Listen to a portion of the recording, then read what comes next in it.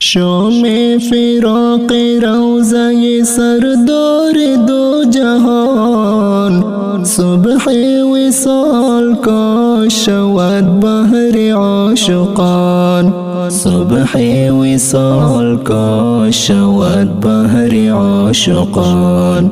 پروانه های عاشقی روخ مدینه ایم، طیران در فضای او هست آرزوی ایمان، طیران در فضای او هست آرزوی ایمان. شهر نزول ساره و مأمن به مسلمین، شهر نزول ساره و مأمن به مسلمین. است خواستگاه نشوت نمای عارفان، صبح وصال کا شود بهر عاشقان، صبح وصال کا شود بهر عاشقان.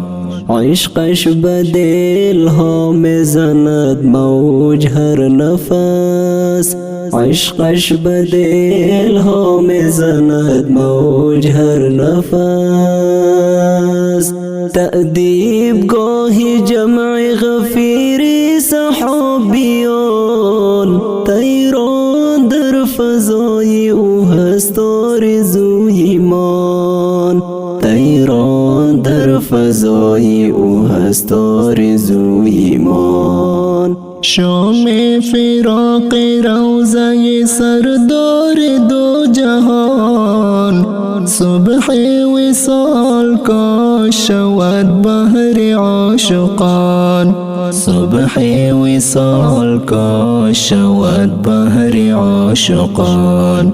پروانه های عاشقی روخ مدینه ایم، طیران در فضای او هست آرزوی ایمان، طیران در فضای او هست آرزوی ایمان. سرشار از درخش شمم لوزی مفهوم است، سرشار از درخش شمم لوزی مفهوم است. با واژه های نغز و قشنگین و نورفشان، صبح وصال کا شود بهر عاشقان، صبح وصال کا شود بهر عاشقان.